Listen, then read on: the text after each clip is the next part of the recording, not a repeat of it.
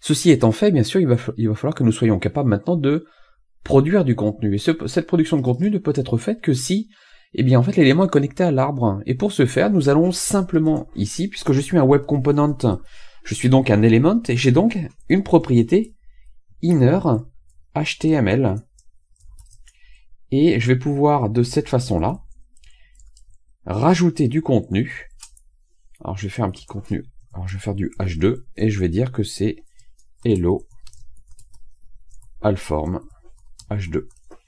Si je fais mon petit CTRL S ici, je vais voir dans ma page web que j'ai bien effectivement le hello Allform qui apparaît.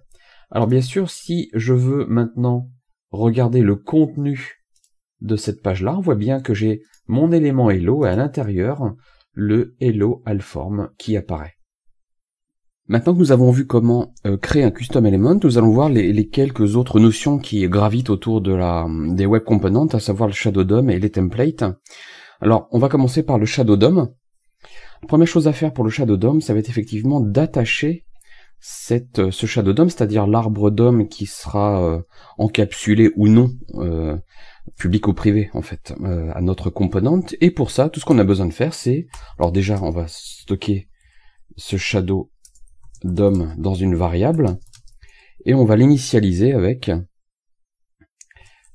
this.attachShadow. Voilà. Alors le paramètre qui est attendu ici, c'est un objet qui va spécifier le mode d'encapsulation. Est-ce que c'est un mode ouvert ou un mode fermé? C'est-à-dire est-ce qu'on peut le modifier ou pas?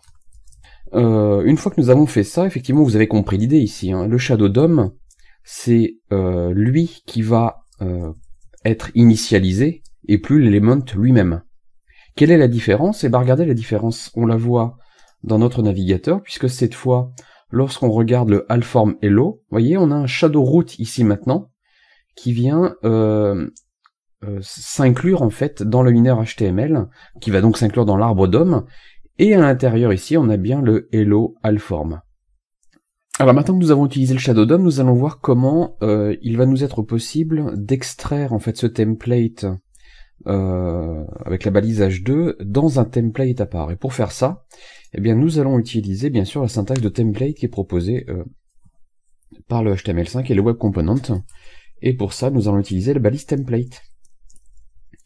La balise template ici, je vais l'identifier avec voilà template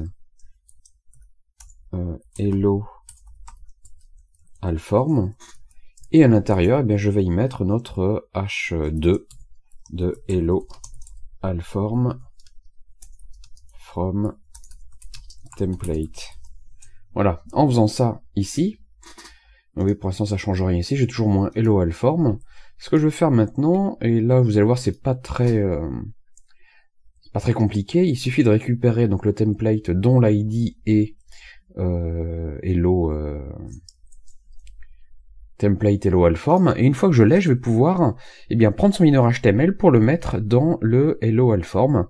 Alors, c'est pas une utilisation qui est très élégante de la notion de template, on verra bien sûr qu'avec Angular 2, on verra qu'avec Angular, il y a beaucoup plus d'intelligence, mais là, les mécanismes fondamentaux qu'on utilise sont en fait difficilement réutilisables dans d'autres navigateurs, puisque ce sont des fonctionnalités qui sont expérimentales, vous le voyez dans toutes les documentations, donc là évidemment ça va fonctionner. Vous allez me dire, quel est l'intérêt de faire ça alors qu'on pourrait passer par un div? Il y a un mécanisme interne des navigateurs qui est optimisé pour l'utilisation des templates, c'est la raison pour laquelle on l'utilise là, mais en tout cas, voilà, la balise existe bien.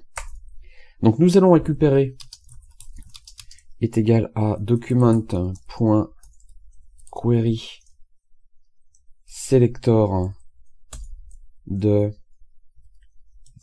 voilà template hello Allform, et à partir de ce template nous allons pouvoir récupérer son inner HTML, ce qui fait que nous allons pouvoir supprimer ça, inner HTML, et de cette façon là, si on regarde maintenant notre page web, on a bien le hello Allform from template. Si nous regardons les éléments, nous voyons bien qu'il est dans un shadow root et qu'on a bien donc le hello Allform from template ici.